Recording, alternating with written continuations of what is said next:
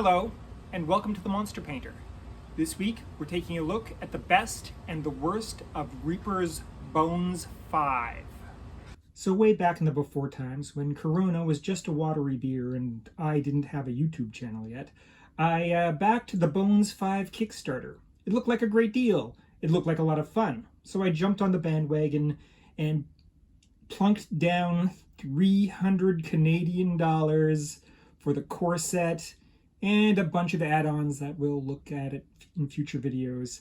But at any rate, it's a year later, or well, more than a year later, one deadly plague later, and I have a sapling YouTube channel, and it's this massive box of gray plastic arrives at my door containing pounds and pounds of Reaper fun.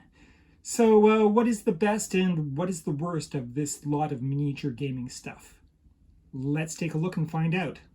I don't think I'm going out on a limb when I say the Overgourd has to be the most exciting model in the core set.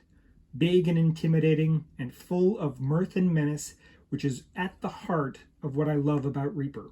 I can't wait to paint this lively sculpture, and I don't think poor Linus realizes what is waiting for him in that pumpkin patch. With a similar vibe, but perhaps more utility for the tabletop, is this immense three-headed troll. During the Kickstarter, we only saw the concept art for this bad boy, but man oh man did they nail the final product. Fantastic. The last big beast to make the best of roll has to be this crystal dragon.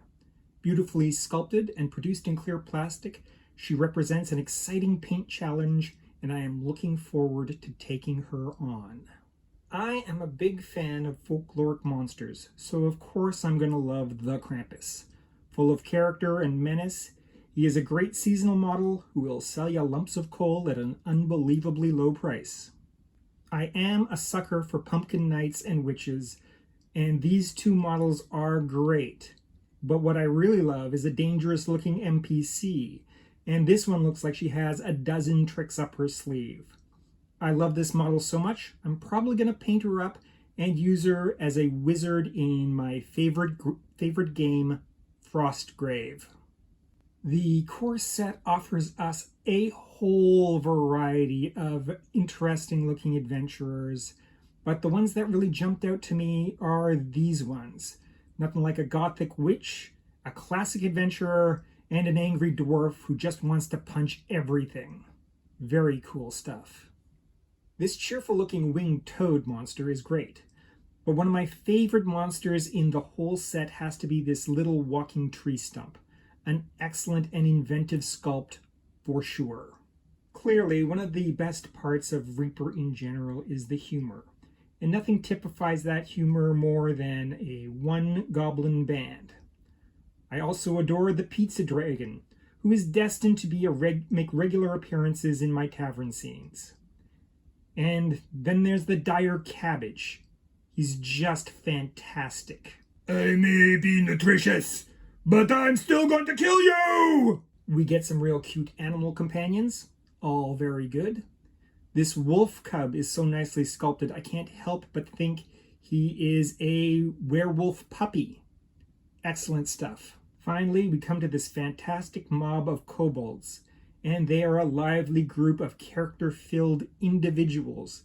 And, in my opinion, they could be the best group of kobold sculpts I've ever come across. Now, on to the worst. To start off with, everybody knows pizza dragons are green, and hot wing dragons are red. Come on, Reaper, do your research! Sure, this giant brain monster is well designed and scary as hell, but Reaper, you only gave us 4 zombies.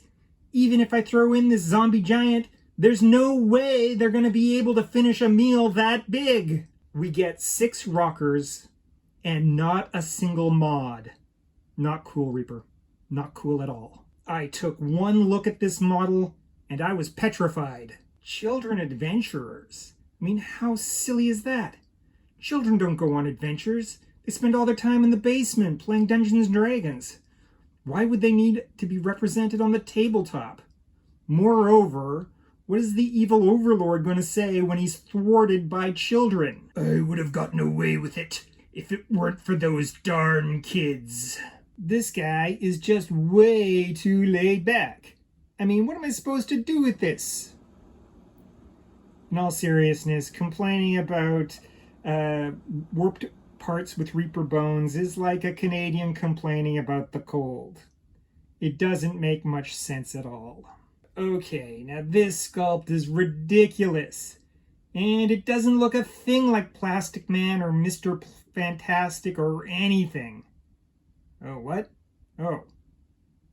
Oh, right. That is much better. A snake lady with memories?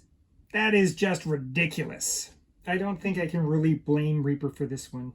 I'm pretty sure I lost the part in my excitement to put everything together, but I do hold Reaper personally responsible for my disorganized and messy apartment where it is so easy to lose such a small piece. It really is the worst. I'm not sure what to say about this lonely, stabby hand. It's going to remain a mystery to me. What on earth am I going to do with all this junk? Heavens to Murgatroyd, this is a lot of plastic film. Yikes, this is the price of my consumerism. It's the worst. Okay. In all seriousness, I really love this set.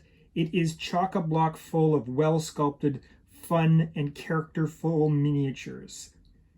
It was well worth the money and well worth the wait. And I swear, with God as my witness, I will paint every last one of them before I back the Reaper Bones 6 Kickstarter. Hey, now for the truly worst part of Bones 5. I had to pay $50 in duties and taxes to get this thing into the country.